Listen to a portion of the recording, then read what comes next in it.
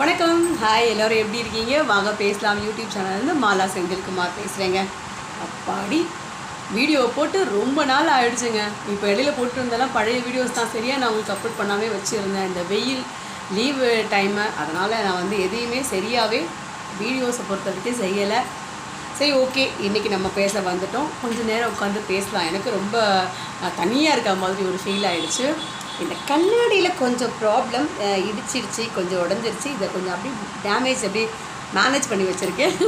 நீங்கள் யாராவது கண்டுபிடிச்சிட்டிங்க அப்படின்னு சொன்னாக்கா, எப்படி நான் மேனேஜ் பண்ணியிருக்கேன் அப்படின்னு கண்டுபிடிச்சிட்டிங்கன்னா யாருக்கும் சொல்லாதீங்க, உங்கள் மனசோடவே வச்சுக்கோங்க, ஓகேவா? சரி சரி, என்ன இன்றைக்கி பேசலாம். என்ன எப்போவுமே சொல்கிறது மிஸ் பண்ணிட்டேனோ. நான் ரொம்ப சந்தோஷமாக இருக்கேன். மாலா ரொம்ப ரொம்ப சந்தோஷமாக இருக்கேன். என்னை பார்த்தாலே உங்களுக்கு தெரியும்னு நினைக்கிறேன். இப்போ ஒரு மேரேஜுக்கு போயிட்டு வந்திருக்கேன். ஸோ அதனால தான் என்னால் கொஞ்சம் டைம் இருந்ததுனால வீடியோ போடுறேன். எல்லோரும் எப்படி இருக்கீங்க? மாலா ரொம்ப ரொம்ப சந்தோஷமாக இருக்கேன். மாலா மாதிரி நீங்களும் ரொம்ப ரொம்ப சந்தோஷமாக இருக்கீங்கன்ற நம்பிக்கை எனக்கு இருக்குது. இருந்தாலும் உங்களுக்காக திருப்பி ஒரு பிரார்த்தனை நான் என்றைக்குமே எல்லாருக்காகவும் பிரார்த்தனை பண்ணுவேன். கொஞ்ச நாளைக்கு முன்னாடி எனக்கு ஒரு கனவு வச்சுக்கோங்களேன். கனவில் ஒரு கூழாங்கல் இருக்குது.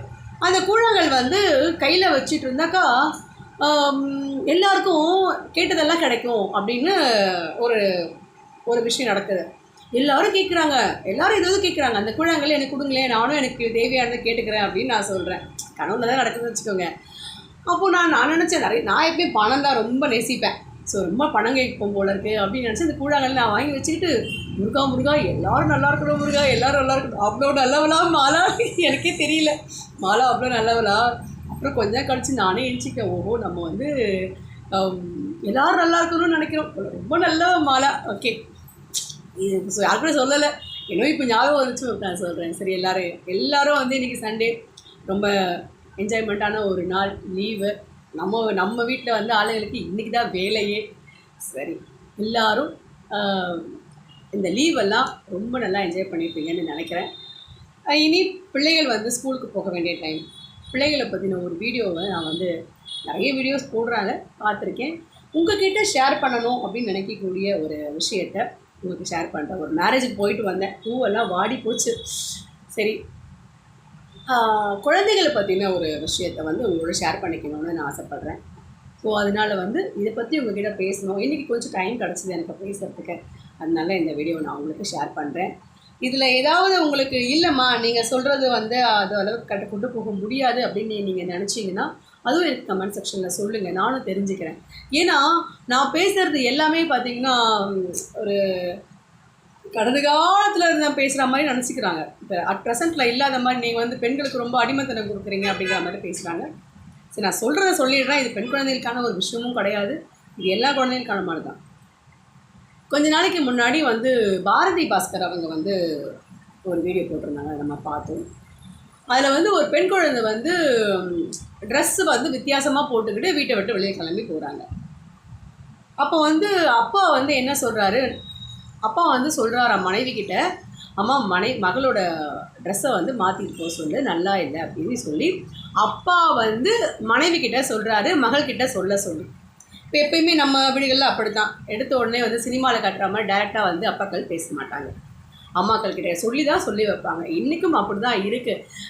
2000 3000 வந்துட்டோம், நாங்கள் அது தாண்டிட்டோம் இது தாண்டிட்டோம் அப்படின்லாம் சொல்கிறோம். அதெல்லாம் அப்படி கிடையாது. இன்னும் மனசு ரீதியாக அறிவு ரீதியாக நம்மளை யாருமே மாற்ற முடியாது. இது நம்ம மண்ணுக்குள்ளே ஒரு விஷயம். அந்தந்த மண்ணுக்குள்ளவங்க என்னென்ன அந்த காலத்து விஷயங்களை ஃபாலோ பண்ணிட்டு வந்தாலும் இன்றைக்கும் அதே தான் ஃபாலோ பண்ணுறாங்க. சும்மா வார்த்தையில் நாங்கள் மாடர்னைஸ் ஆகிட்டோம் அப்படின்னு நம்ம சொல்லிக்கிறோம். அந்த அப்பா என்ன பண்ணியிருக்காரு, அம்மா கிட்ட சொல்லியிருக்காரு. அம்மா பொண்ணுக்கிட்ட சொல்கிறாங்க, அம்மா இந்த மாதிரி உனக்கு இந்த ட்ரெஸ்ஸு நல்லா இல்லைம்மா, இந்த ட்ரெஸ்ஸு வேண்டாம், வேறு ட்ரெஸ் போட்டுக்கு அப்படின்னு சொல்கிறாங்க. அதுக்கு மகள் என்ன சொல்கிறாங்கன்னா, இல்லைம்மா உங்களுக்கு தெரியாது. அம்மா சொல்கிறாங்க பொண்ணுக்கிட்ட, அம்மா கொஞ்சம் பார்த்து ட்ரெஸ்ஸை கொஞ்சம் வேறு ட்ரெஸ் போட்டுக்கோமா, அந்த ட்ரெஸ் வேண்டாம் உனக்கு அப்படின்னு சொல்கிறதாகவும், மகள் சொல்கிறாங்களாம், இல்லைம்மா நீங்கள் இந்த ட்ரெண்டில் நீங்கள் இல்லை, இந்த காலத்தில் இது ஃபேஷன், இது உங்களுக்கு தெரியாது, நான் இப்படி தான் இந்த இடத்துக்கு போகணும் அப்படிங்கிற மாதிரியான ஒரு ஒரு ஒரு கரெக்டான ஒரு வார்த்தையை மகள் சொல்கிறாங்க. அந்த பேரண்ட்ஸ் ஒன்றும் சொல்ல முடியல அதுக்கு மேலே அப்படிங்கிறாங்க பாரதி பாஸ்கர். அதை சொல்லிவிட்டு பாரதி பாஸ்கர் என்ன சொல்கிறாங்கன்னா, ஒரு மகளோ ஒரு மகனோ நம்மளுடைய எண்ணத்தை மீறி நடந்துக்கிறாங்கன்னா நம்ம என்ன செய்யணும்? டேய் நில்டா, அப்படி செய்யக்கூடாது, நில்லுடி, அப்படி செய்யக்கூடாது, நான் சொல்கிற மாதிரி நீ செய்யணும் அப்படிங்கிற வார்த்தையை, அந்த ஒரு உரிமையான ஒரு சொல்ல ஒரு பேரண்ட்ஸ் ஏன் பிள்ளைகிட்ட சொல்ல மாட்டேங்கிறாங்கங்கிறாங்க. நியாயம் தானே? நானே இப்போ நிறைய அப்படிகளை பார்க்குறேன். தம்பி தம்பி இதை போட்டுக்கோங்கப்பா, கெஞ்சுறாங்க பசங்க கிட்ட. அம்மா அம்மா கொஞ்சம் இங்கே வாங்கம்மா. பெற்றவங்க பிள்ளைகளை கெஞ்சுறாங்க. எப்படி? 4 பேருக்கு மத்தியில். இது எப்படி ஒரு ஆரோக்கியமான ஒரு விஷயமா இருக்கும்? இப்போ நான் போய் நிற்கிறேன்னு வச்சுக்கோங்களேன், அவங்க பிள்ளைகிட்ட கெஞ்சி கேட்குறாங்க ஒரு விஷயத்தைனா எனக்கு கோவம் வரும். என்ன இது? போ அப்படின்னு சொன்னால் பசங்க போகணும் அந்த இடத்த விட்டு. பேரண்ட்ஸ் கிட்ட அடுத்த வார்த்தை பேசாமல் அந்த பிள்ளைகள் அந்த இடத்த விட்டு நகரணும். அவங்கள அவங்க எல்லாத்துக்கும் ஆசைப்படுவாங்க. குழந்தைங்க எல்லாத்துக்கும் ஆசைப்படுவாங்க. ஏன்னா அவங்களுக்கு ஒரு ஒரு விஷயத்தோட வீரியம் தெரியாது. அந்த பொருள் கையில் கிடச்சா எந்த அளவுக்கு ஆரோக்கியமோ அந்த அளவுக்கு கஷ்டமும் இருக்குங்கிறது அந்த பிள்ளைகளுக்கு தெரியாது. அதனால் அந்த பிள்ளைகள் அதுக்கு ஆசைப்படுவாங்க. ஒரு பேரண்ட்ஸோட கடமை என்ன? அது தப்பானது அப்படிங்கிறத நம்ம சொன்னால் அந்த பிள்ளைகள் கேட்டுக்கிற மாதிரி இருந்தால் நம்ம சொல்லலாம். நம்ம சொல்லி அந்த பிள்ளைகள் கேட்கலன்னா நம்ம என்ன பண்ணணும்? அதட்டி தான் பேசணும். பெற்று படிக்க வச்சு ஆளாக்கி வளர்த்து அந்த பிள்ளைகளுக்கு தேவையான அத்தனை விஷயங்களும் செஞ்சு கொடுக்குற தாய் தந்தை 2 பேருக்குமே ஏய் அப்படின்னு சத்தம் போட்டு கூப்பிடக்கூட உரிமை இல்லாத பெற்றவங்க என்ன உரிமைக்காக அந்த பிள்ளைகளை வளர்க்குறோம்? சொல்லுங்க பார்க்கலாம், சொல்லுங்க. காலையிலேருந்து ராத்திரி வரைக்கும் நாயா பேயா இவங்களுக்கு ஃபீஸ் கட்டுறதுக்கு அலையிறோமே. 10 மாதம் சுமந்து பெக்குறாங்க. அந்த காலத்தில் சொல்லுவாங்க 10 மாதம் சுமந்து பெக்கிறது 300 நாள் கருவறைன்னுவாங்க. அதை கூட செஞ்சிடலாம் போல இருக்குது. இவங்களுக்கு ஃபீஸை கட்டி இவங்களை ஒரு வேலைக்கு ஏற்பாடு பண்ணி அனுப்பி வைக்கிறது அதை விட கொடுமையாக இருக்குது. இவ்வளவு கஷ்டப்பட்டு ஃபீஸ் கட்டுறதே நான் பெருசாக சொல்கிறேங்க. ஃபீஸ் கட்டி இவங்களை படிக்க வச்சு ஆளாக்கி ஒன்றும் ஆளாக்குறதுனா வேலைக்கு போகிற அளவு கூட இல்லைங்க. ஸ்கூல் கூட முடிக்க மாட்டேங்கிறாங்க. அதுவும் அந்த பிள்ளைகள் பேசுகிற வார்த்தைகள் இருக்குங்களே, பெற்றவங்க எதிர்த்து பிள்ளைகளை பேசவே யோசனை பண்ணுறீங்க.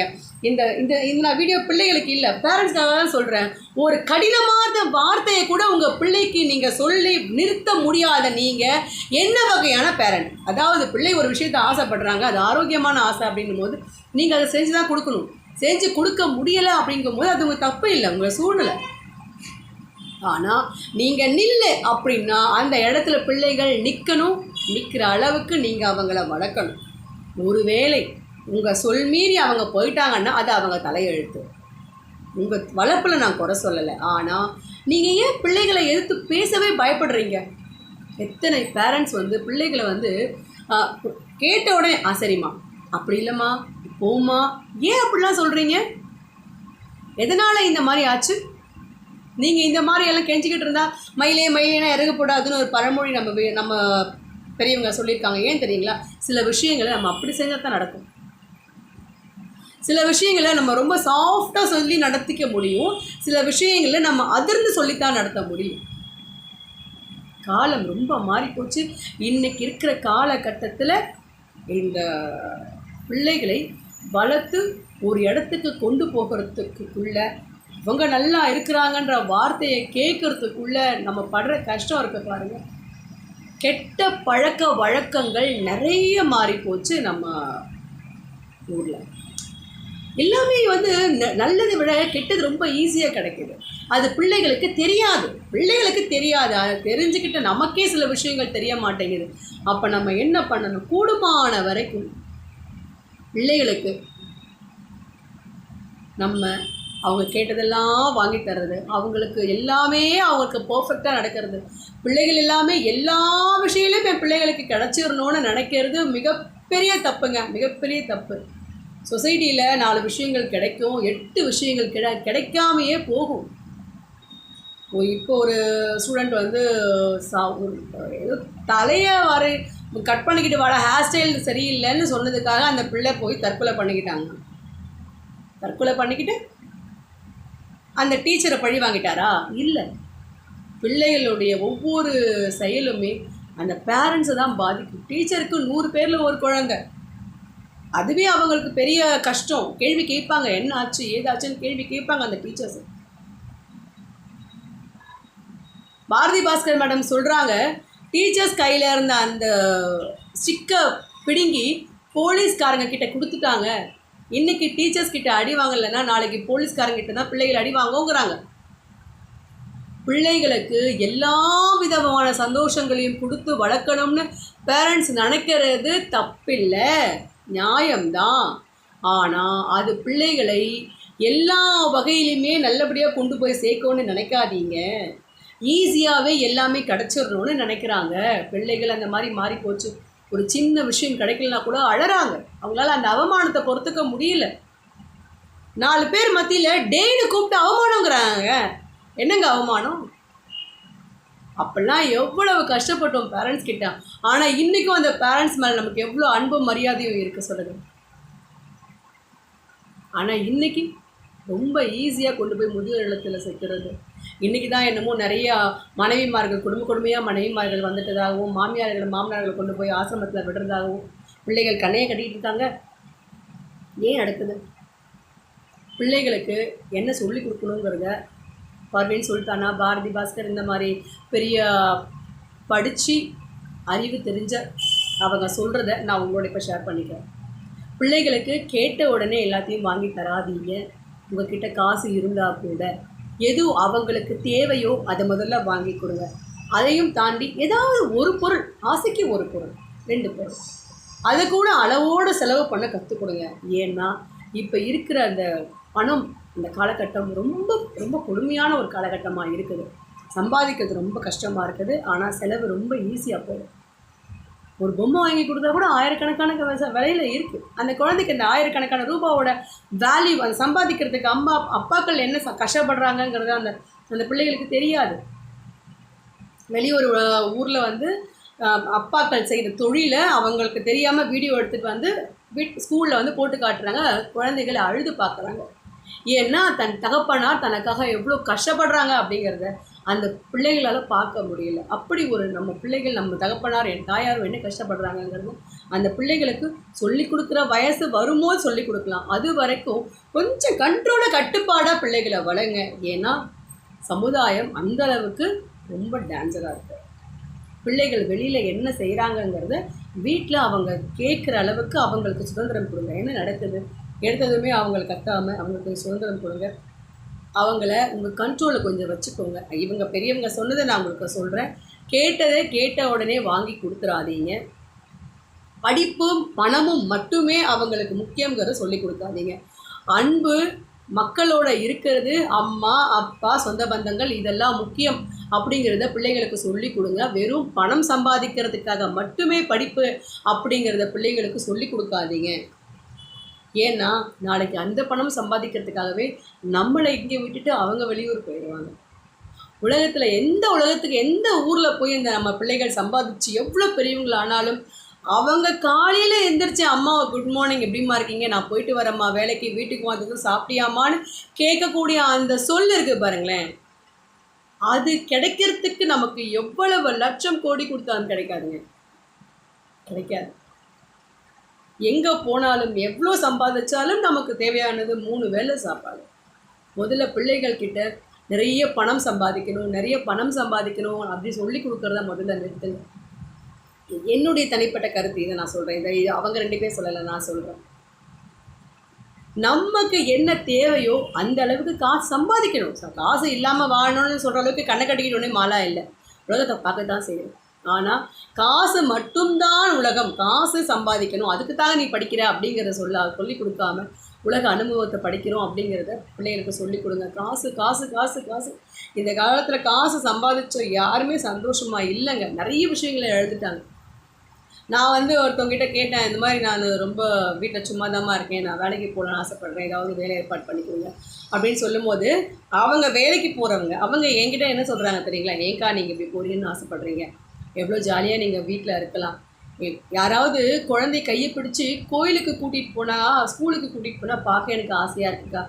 என் பையனை கையை பிடிச்சி என்னால் ஸ்கூலில் நடக்க வச்சு ஸ்கூலுக்கு கூட்டிகிட்டு போகணுன்னு ஆசைப்பட்றேன்க்கா.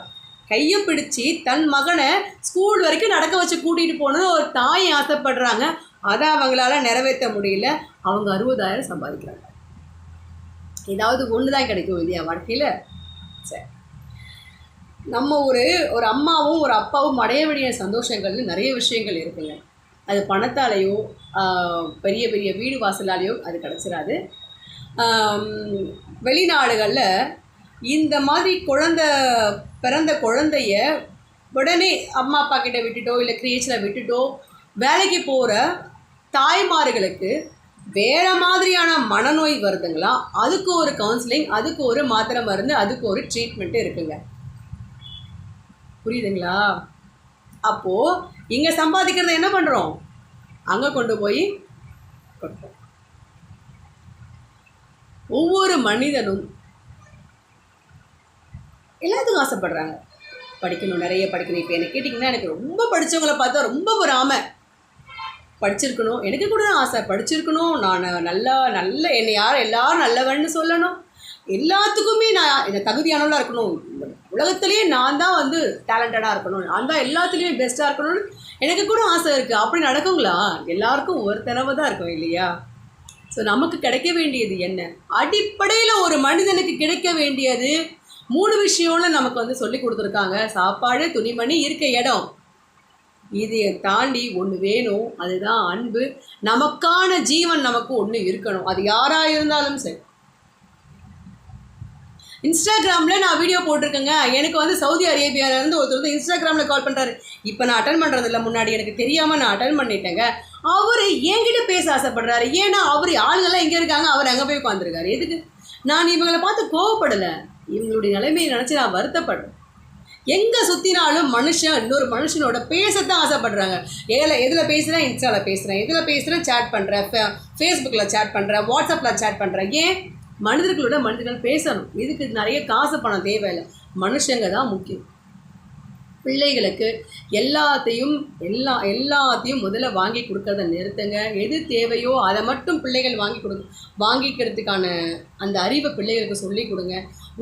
உங்களை வச்சு பார்க்கணும். நான் அம்மா என்னை காப்பாற்றணும், நான் அப்பா எங்கள் 2 பேரையும் எதிர்காலத்தில் வச்சு பார்த்துக்க வேண்டிய கடமை உனக்கு இருக்குப்பா. இவங்க அம்மா, இவங்க தாத்தா, இவங்க பாட்டி, இவங்க ஆயா தாத்தா, இதெல்லாம் சொந்தக்காரங்களாம் இருக்காங்க, இவங்களெல்லாம் நம்ம பார்க்கணும், நாளைக்கு நம்ம வேணும். இந்த உறவுகள்லாம் சொல்லி கொடுங்க.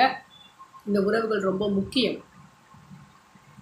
முன்னாடி நிறைய காசு, நிறைய இந்த மாதிரியான ஆடம்பர விஷயங்களை பற்றி பேச ஆரம்பித்ததுனால இப்போ வந்து இந்தியாவில் திருமணங்கள் குறைஞ்சி போயிடுச்சுக்கலாம்.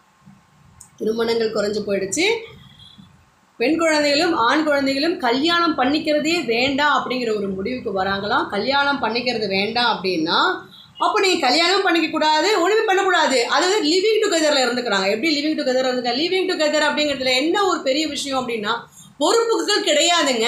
குழந்தை பெற்றுக்கணுங்கிற அவசியம் கிடையாது, அதை வளர்க்கணுன்னு பொறுப்பு கிடையாது. லிவிங் டுகெதர் இருக்கிற வரைக்கும் ஆசை வரைக்கும் இருந்துக்கலாம். அப்புறம் அவங்க வீட்டு அலைப்பாயுத படம் மாதிரி வீட்டுக்கு போயிடலாம். அலைப்பாயுத படத்தில் கூட கல்யாணம் பண்ணாங்க ரிஜிஸ்டர் ஆஃபீஸில்.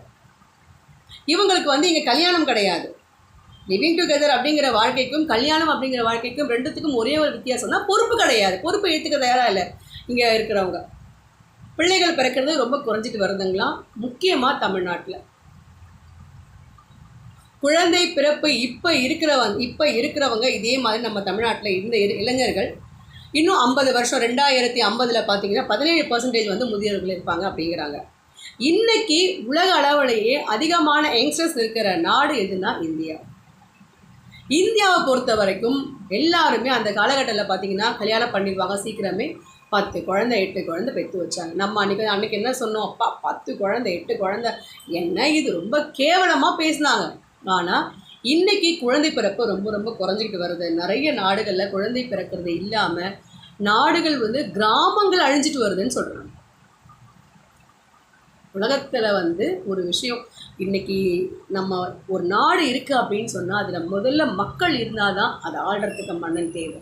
மக்களே இல்லைன்னா இவங்களுக்கு ஏன் வந்து இந்த கல்யாணங்கிறது, இந்த குழந்தைங்கிறது எதுக்கு ரொம்ப அதிகமான ஒரு கஷ்டமாக தோணுது அப்படின்னா அந்த பிள்ளையோட வளர்ப்பு விகிதம். நிறைய பேர் வந்து வளர்ப்புக்கான செலவு விகிதம் தான்.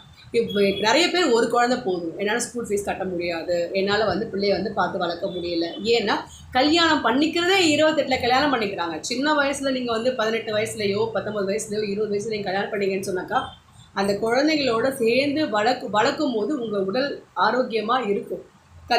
கல்யாணத்தை எடுக்கும் போதே 28, 29, 32, 34 ஆம்பளை பசங்களுக்கு.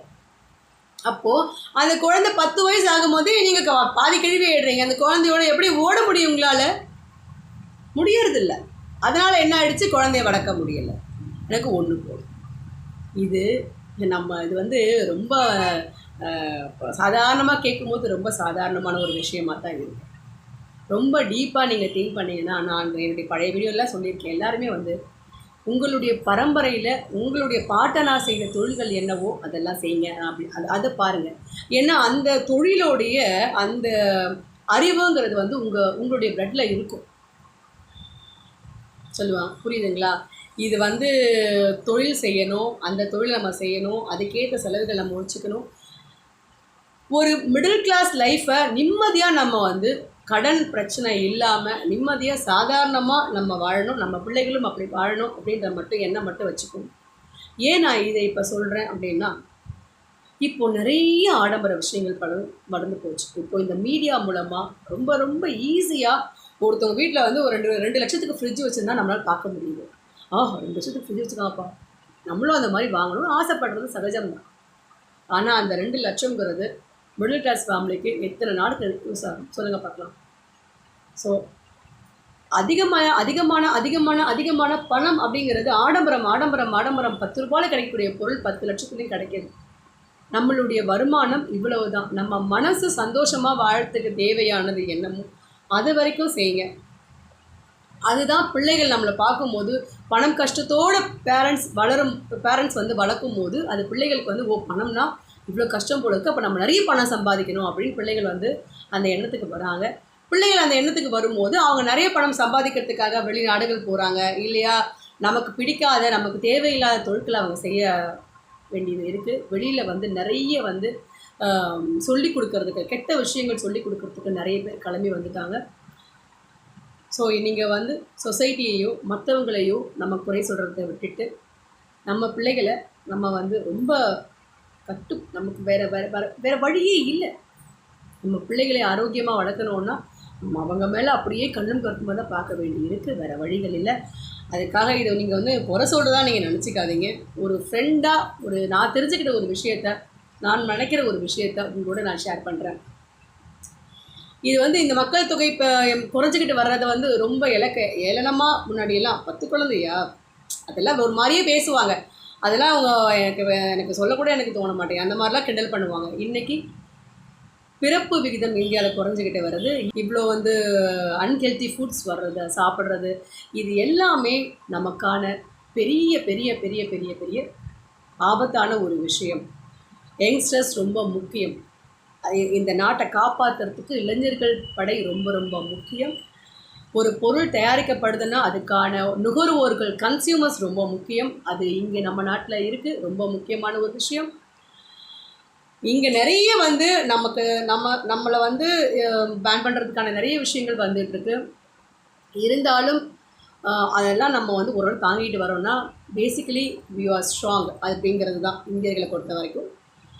நம்ம வந்து பிள்ளைகளை ஆரோக்கியமாக வளர்க்கணும். பணம் பற்றி நீங்கள் அதிகமாக பிள்ளைகள்கிட்ட வந்து எதிர்பார்க்காதீங்க. பிள்ளைகள்கிட்ட சொந்த பந்தங்கள் சொல்லி கொடுங்க. பிள்ளைகள் வெளியில் வந்து என்ன பசங்க கூட சேர்ந்து ஏதாவது வாங்கி சாப்பிட்றாங்க அப்படிங்கிறத என்னன்னு கவனிங்க. அவங்க என்ன சாப்பிட்றாங்க, என்ன போகிறாங்க வராங்கன்னு பாருங்கள். பிள்ளைகளை வந்து ஆரோக்கியமாக நம்ம வந்து வளர்க்குறதுங்கிறது நம்மளுக்கு மட்டும் இல்லை, நம்ம சொசைட்டிக்கு ரொம்ப முக்கியமான விஷயம். நான் 2 3 4 பேர் என்னை சுற்றி ஒரு கொஞ்சம் பேர் வந்து கல்யாணம் பண்ணிக்காமல் நின்றுட்டாங்க. சில பேர் வந்து ஆண் பிள்ளைகளுக்கு பெண் கிடைக்கல, 90s கிட்ஸ்க்கு பெண் கிடைக்காம 90s கிட்ஸ் நின்று போயிட்டவங்களே என்னுடைய தம்பிமார்களே இருக்காங்க. எனக்கு அதுவே ரொம்ப பெரிய வருத்தம். இந்த மாதிரி ஆகிடுச்சு. 2K கிட்ஸாவது இனிமேல் வந்து கல்யாணம் பண்ணிக்கிட்டு முறையோட வாழ்க்கையை வாழறதுக்கு பிள்ளைகளுக்கு சொல்லிக் கொடுங்க. பிள்ளைகள் வந்து வெளியில் பார்க்குறாங்க, லிவிங் டுகெதர் அப்படிங்கிறத வந்து ரொம்ப அழகாக வெளியில் கொண்டு வராங்க. ரொம்ப சமுதாயம் சீர்கேடான விஷயங்கள் வளர்ந்துக்கிட்டு வருது. அதில் ரொம்ப முக்கியமானது வந்து ஆண் வந்து பெண்ணாக மாறுற மாதிரியும் பெண் குழந்தைகள் ஆணாக மாறுற மாதிரியும் ஒரு விஷயத்த க்ரியேட் பண்ணுறாங்க. நம்ம மனசு தான் எல்லாத்துக்கும் காரணம். எல்லாருக்கும் மனசு ஸ்ட்ராங்காக இருக்குமான்னு கேட்டால் இல்லை. ஸோ பிள்ளைகளுக்கு வீட்டில் பேரண்ட்ஸ் ஒரு நல்ல அட்மாஸ்ஃபியரை வந்து க்ரியேட் பண்ணி கொடுங்க. பிள்ளைகள் சந்தோஷமாக அவங்க வீட்டில் இருக்கிற வரைக்கும் வெளியில் போய் அவங்க சந்தோஷம் தேட மாட்டாங்கன்றது என்னுடைய நம்பிக்கை. நம்ம செய்கிறது கரெக்டாக செஞ்சுருவோம். அதுக்கும் மேலே பிள்ளைகள் அவங்களுடைய கர்மா பிரகாரம் அவங்க நடந்துட்டு போட்டோம். பாரதி பாஸ்கரும் பர்வீன் சுல்தானா மேடமும் பிள்ளைகளை பற்றி பேசுறது எனக்கு கொஞ்சம் தாக்கமாக இருந்தது. அதனால நான் உங்கள்கிட்ட இதை பற்றி ஆனால் அது உண்மைதான். அவங்க சொல்கிறது ரொம்ப உண்மைதான். பேரண்ட்ஸ் வந்து டீச்சர்ஸ் கண்டிக்கிறாங்கன்னா என்னன்னு கேளுங்க, என்ன தப்பு நடந்ததுன்னு கேளுங்க, அவ்வளோதான். அதோட விட்டுடுங்க. நீ அப்படி தான் பண்ணுவாங்க, டீச்சர்ஸ்னால் அப்படி தான் கேட்பாங்க, என்ன தப்பு பண்ணால் நம்ம தெரிஞ்சுக்கணும் இல்லையா, அதுக்காக போய் கேட்கலாம். பிள்ளைகள் படிக்கிறது அவங்க வளர்ச்சி, அவங்களுடைய அறிவு வளர்ச்சிக்கு தானே தவிர பணத்துக்காக இல்லைங்கிறத பிள்ளைகளுக்கு முதல்ல சொல்லிக் கொடுங்க. நான் எப்பவுமே பசங்கிட்ட சொல்லிக்கிட்டேன், நான் ரொம்ப பெரிய ஆளுன்றதை காட்டுறதுக்காக சொல்லலை, நான் என்ன சொன்னேனோ அதுதான் நான் அவங்ககிட்ட சொல்கிறேன். 4 பேருக்கு முடியாத 4 பேருக்கு சாப்பாடு வாங்கி கொடுங்கப்பா, அந்தளவுக்கு நீங்கள் சம்பாரிச்சா போதும் அப்படி தான் சொல்லுவேன். நாளைக்கு பின்னைக்கு அம்மாவை வச்சு பார்த்துக்கங்கப்பா, வயசாகிடுவங்களுக்கெல்லாம் எங்களை காப்பாற்றுங்கப்பா அப்படின்னு நான் பசங்களுக்கு சொல்கிறது என்னவோ அப்படி தான் சொல்லுவேன். நிறைய பணம் நிறைய அதெல்லாம் பற்றி பிள்ளைகிட்ட பேசாதீங்க. பிள்ளைகிட்ட அன்பு கொடுத்துங்க. வீடு குடும்பம் அந்த அந்த கட்டுப்பாடு அப்படிங்கிறது, குடும்பம் அப்படிங்கிறது ஒரு பிள்ளைகளுக்கு வந்து சொல்லி கொடுங்க. ஏன்னா இப்போ நிறைய வந்து யங்ஸ்டர்ஸ் வந்து இருக்காங்க. இன்றைக்கி யங்ஸ்டர்ஸ் நிறைய பேர் இந்தியாவில் இருக்காங்க. உலக அளவில் வந்து கணக்கெடுப்பில் வந்து இந்தியாவில் தான் இளைஞர்கள் அதிகமாக இருக்காங்க அப்படின்னு சொல்கிறாங்க. ஆனால் இதே கொஞ்சம் நகர்ந்து போக ஆரம்பிக்கும் போது ஏற்கனவே 90s கிட்ஸ்லாம் கல்யாணம் இல்லாமல் இருக்காங்க. ஸோ பிள்ளைகளுக்கு வந்து தப்பான விஷயங்கள் வெளியில் நிறைய இருக்குது. அதில் பிள்ளைகள் டைவர்ட் ஆக போகிறதுக்கான வாய்ப்புகள் இருக்குது. அதை பேரண்ட்ஸ் தான் கண்ட்ரோலில் கொண்டு வரணும். மோஸ்ட்லி நம்மளும் பணம் நோக்கி ஓடாமல் கொஞ்சமாவது நம்ம சந்தோஷத்துக்கும் நம்ம குடும்பத்தோட சந்தோஷத்துக்கும், பிள்ளைகள் வந்தாக்கா வீட்டுக்கு வரும்போது பிள்ளைகள் என்ன பண்ணுறீங்க, என்ன படிச்சிங்க, ஸ்கூலில் என்ன நடந்துச்சு, உங்கள் ஃப்ரெண்ட்ஸ் யார், ஃப்ரெண்ட்ஸோட பேரண்ட்ஸ் யார், அந்த மாதிரி கொஞ்சமாவது பிள்ளைகளோட நீங்கள் வந்து சேர்ந்துருக்கணும்னு நான் ஆசைப்பட்றேன். என்னமோ எனக்கு இது சொல்லணும்னு தோணுச்சு. ஓகே, சரியாக தான் சொல்லியிருப்பேன்னு நினைக்கிறேன். வணக்கம், பாய்.